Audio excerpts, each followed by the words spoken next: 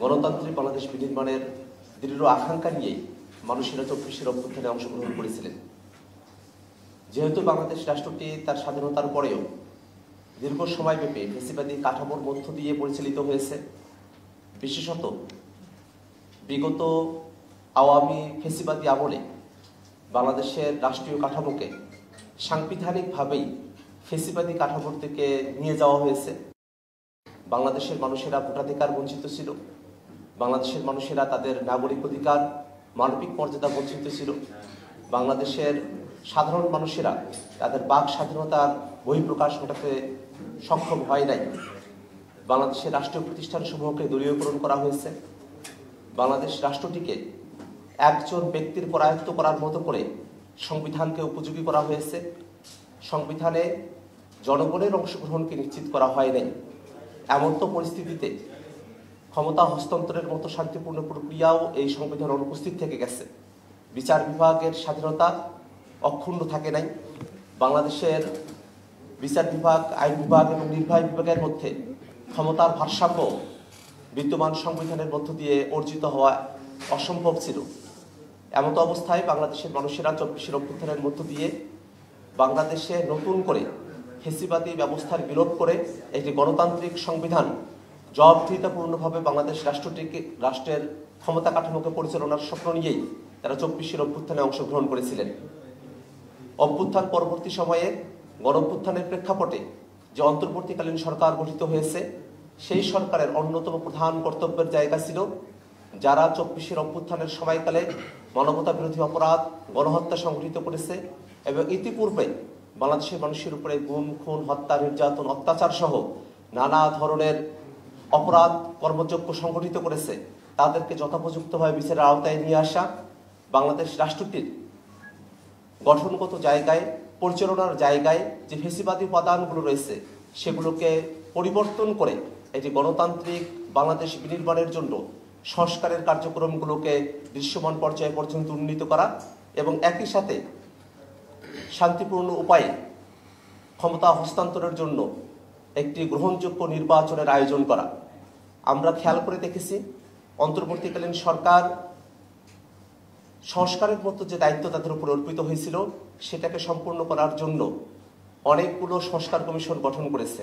আমরা জাতীয় নাগরিক পার্টি ইতিপূর্বে জাতীয় নাগরিক কমিটির হয়ে এই সংস্কারের কর্মযজ্ঞে সর্বাত্মকভাবে আমরা অংশগ্রহণ করেছি। প্রত্যেকটি সংস্কার কমিশনে আমরা আমাদের দলের তরফ থেকে আমাদের প্রস্তাবনাগুলো আমরা উপস্থাপন করেছি। পরবর্তীতে সংস্কারের সাথে যুক্ত গুরুত্বপূর্ণ বিষয়গুলোকে একত্রিত করে ৬টি সংস্কার কমিশনের রিপোর্টকে সংযুক্ত করে জাতীয় ঐক্যমত্য কমিশন গঠন করা হয়। জাতীয় ঐক্যমত্য কমিশন যে বিষয়গুলো প্রস্তাব আকারে আমাদের কাছে উপস্থাপন করেছিলেন, জাতীয় নাগরিক পার্টি যুক্তিসঙ্গত সকল প্রস্তাবের সঙ্গে আমরা একমত হয়েছি। যে বিষয়গুলো সংবিধানের সাথে ওতপ্রোতভাবে যুক্ত ছিল এমন কয়েকটি বিষয় নিয়ে রাজনৈতিক দলগুলোর মধ্যে মতবিরোধের বিষয়টাকে মাথায় রেখে জাতীয় ঐক্যমত্য কমিশন ৩০টিরও অধিক রাজনৈতিক দল এবং জোটের সঙ্গে দীর্ঘ সময়ব্যাপী আলাপ আলোচনার মধ্য দিয়ে আমরা জুলাই সনদ প্রণয়নের দিকে অগ্রসর হয়েছি। যদিও জুলাই সনদের প্রক্রিয়ার মধ্য দিয়ে আমরা ফ্যাসিবাদী ব্যবস্থার সম্পূর্ণ মূলোৎপাটন ঘটাতে সক্ষম হইনি, তারপরেও জুলাই সনদ আমাদের গণতান্ত্রিক যাত্রায় একটি বড় অর্জন হিসেবেই আমরা এটাকে বিবেচনা করি। এই অর্জনের পেছনে জাতীয় নাগরিক পার্টি এনসিপি দৃঢ় অবস্থান এবং যুক্তি নির্ভর আলোচনা এই জুলাই সনদ সমর্থন করেছে।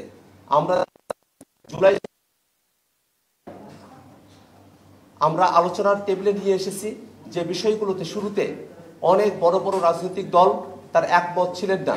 জাতীয় নাগরিক পার্টির দৃঢ় অবস্থান এবং যুক্তি নির্ভর আলোচনার প্রেক্ষিতে এবং জনগণের অব্যাহত সমর্থনের কারণে সেই সব রাজনৈতিক দল তারা তাদের কমিশনের প্রস্তাবের সঙ্গে তারা একমত হয়েছেন।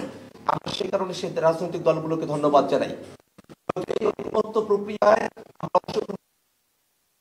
আমরা প্রস্তাবের বিষয়ে আমরা পরবর্তীতে পরিবর্তিত প্রস্তাবের সঙ্গে একমত হয়েছি, যাতে করে কার্যকরভাবে সকলের সম্মতির মধ্য দিয়ে বাস্তবায়ন করতে পারি।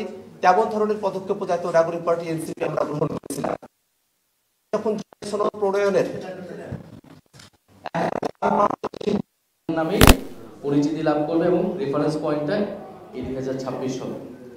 আমরা এই তিনটি দাবি উল্লেখ করতেছি, যে তিনটি বিষয় পরিষ্কার হওয়ার পরেই জুলাই সনদ স্বাক্ষরের যে অনুষ্ঠান সেই অনুষ্ঠান হতে পারে এবং সেখানে আমরাও অংশগ্রহণ করতে স্বাচ্ছন্দ্য বোধ করব।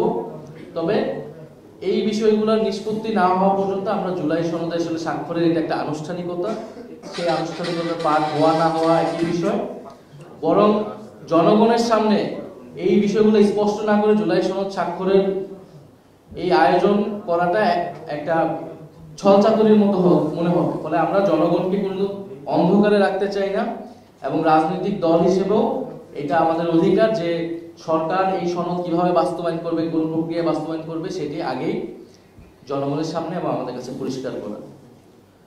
ফলে আগামীকালের যে অনুষ্ঠান সেই অনুষ্ঠানের প্রেক্ষিতে আমাদের আহ্বান থাকবে সরকার এবং জাতীয় ঐকমত্য কমিশনের প্রতি যে আপনারা এই দাবিগুলো বিবেচনা করুন এবং এই দাবিগুলো শুধু আমাদের যে একক দাবি, জাতীয় নাগরিক পার্টি এরকম নয়, গতকাল অনেকগুলো দল বলেছে এই সনদ কিভাবে বাস্তবায়ন হবে এটা নিয়ে অনেকেরই ভিন্ন মত আছে এবং অনেকের মধ্যে অস্পষ্টতা আছে। তাহলে একটা জিনিস অস্পষ্টতা রেখে সবাই এক জায়গায় এসে একটা বিশাল সেলিব্রেশনের মাধ্যমে স্বাক্ষর করার যে আয়োজন, এটার তো কোনো মিনিং রাখে না। আপনাদের যদি কোনো প্রশ্ন থাকে।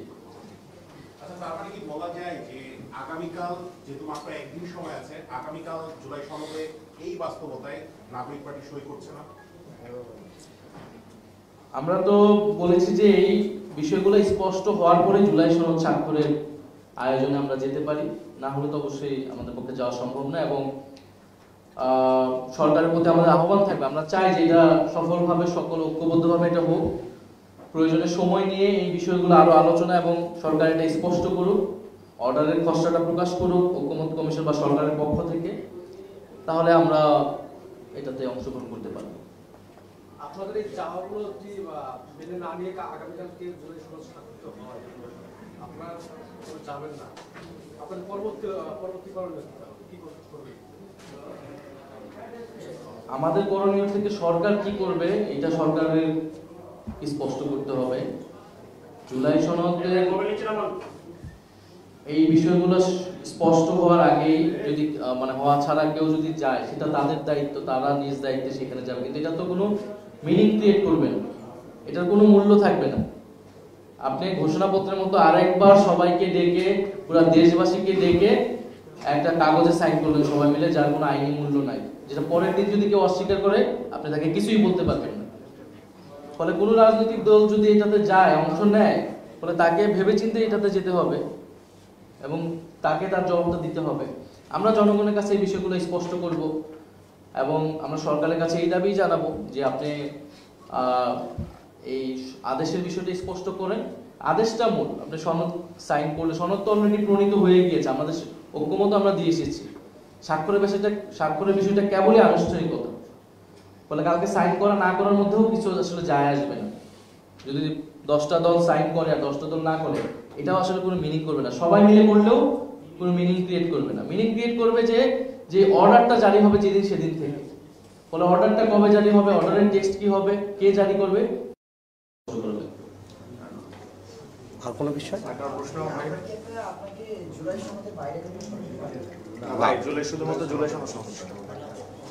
বর্তমান যে জুলাই সনদ নিয়ে যে নাটকীয়তা চলছে সবারই, শুধু আপনারা যে আপনার পরিচয়?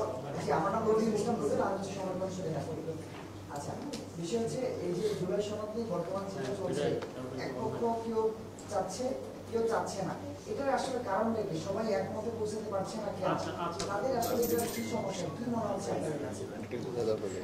আমি মনে হয় আমার বক্তব্যে এই বিষয়গুলো স্পষ্ট করেছি। জুলাই সনদের ব্যাপারে মোটা দাগে সবাই একটা ঐক্যমতে পৌঁছেছে যে এটা টেক্সট কি হবে, কোন কোন বিষয়ে আমরা পরিবর্তনটা চাচ্ছি। কিছু দল নোটও দিচ্ছেন দিল, সবার ভিন্ন মত হয়ে আমরা একটা টেক্সটে পৌঁছেছি।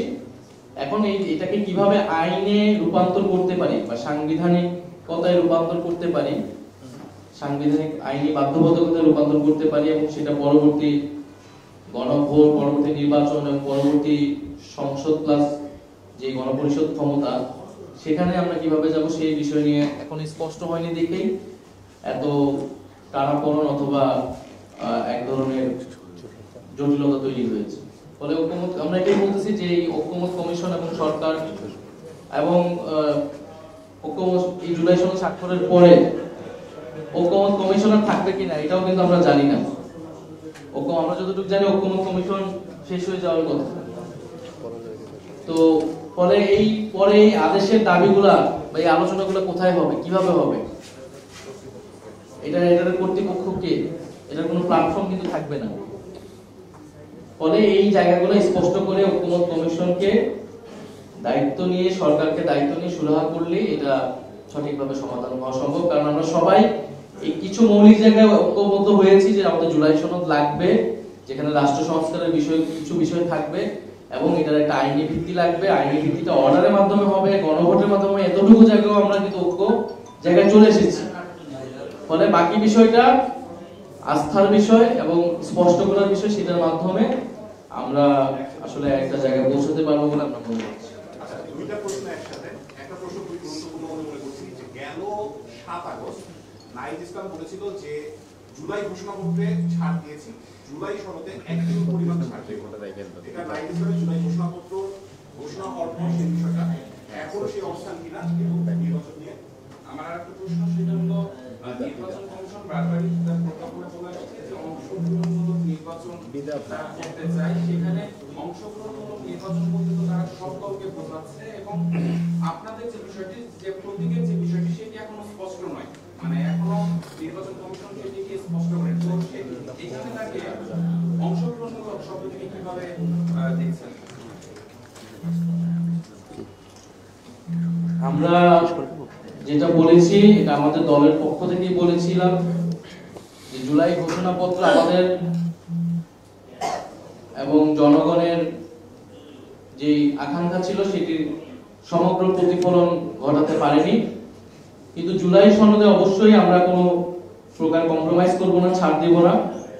এবং এই কারণেই আমরা জুলাই সনদের বিষয়টা, তার অর্ডারের বিষয়টা স্পষ্ট হতে চাচ্ছি। তার আগে আমরা কোনো ধরনের আসলে নাটকীয়তায় অংশগ্রহণ করতে চাচ্ছি না। এবং নির্বাচন কমিশনের ব্যাপারে আমাদের এটা যে অবস্থান, যে নির্বাচন কমিশন তার নিরপেক্ষতা হারাচ্ছে। কারণ নির্বাচন কমিশনের পক্ষপাতিত্ব আমরা দেখছি, নির্বাচন কমিশন ন্যায় বিচার করছে না। আমাদের কোনো আইনি ব্যাখ্যা দেওয়া ছাড়াই, জনগণকে কোনো ব্যাখ্যা দেওয়া ছাড়াই তারা গায়ের জোরে একটা বিষয় বাস্তবায়ন করতে যাচ্ছে এবং সেটা অবশ্যই আমরা মেনে নিব না। ধন্যবাদ। একটা কোশ্চেন আছে জনাব নাহিদ ইসলাম, আমি যুগান্তরে কাজ করি।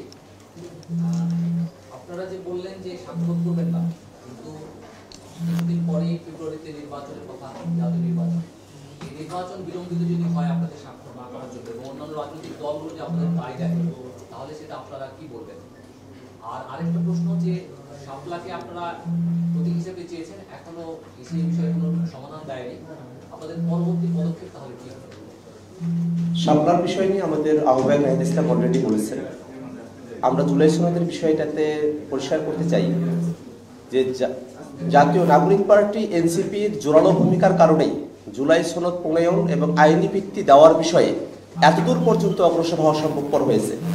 আমরা জুলাই সনদ প্রণয়নের সময়টাতে ঐক্যবদ্ধ কমিশন এবং রাজনৈতিক দলগুলোর যে সক্রিয় অংশগ্রহণ এবং সহযোগিতাপূর্ণ মনোভাব, সেটাকে আমরা সাধুবাদ জানাই এবং আমরা জুলাই সনদের বাস্তবায়নকে সত্যিকার অর্থেই কার্যকর দেখতে চাই। আমরা জনগণের জন্য জুলাই সনদ থেকে সর্বোচ্চ সুফল আমরা জনগণের কাছে পৌঁছে দিতে চাই। ঠিক সেই কারণেই জুলাই সনদ যেন জুলাই ঘোষণাপত্রের মতো করে জনগণের কাছে আইনি ভিত্তিহীন কোনো, আইনি মূল্যহীন কোনো ডকুমেন্ট আকারে উপস্থাপিত না হয়, সেই কারণেই জুলাই সনদের স্বাক্ষরের পূর্বেই জুলাই সনদ বাস্তবায়ন আদেশ কিভাবে বাস্তবায়ন করা হবে সেই বিষয়টাতে আমরা পরিষ্কার হতে চাই। আমরা আশা করি সাংবাদিক বন্ধুদেরকে আমাদের বক্তব্য আমরা পরিষ্কার করতে পেরেছি। ধন্যবাদ আপনাদেরকে। জাস্ট আরেক মিনিট, এখানে যেটা বললেন জাতীয় নাগরিক পার্টিকে দায় দেওয়ার কোনো সুযোগ নাই।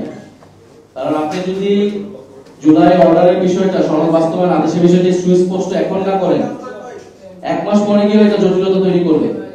তখন কি রাজনৈতিক দলগুলো বলবে আমরা নির্বাচনে যাব না বা এটা পিছানো। এই কারণে আমরা বলছি আপনি আগে বিষয়টা সুরাহা করেন।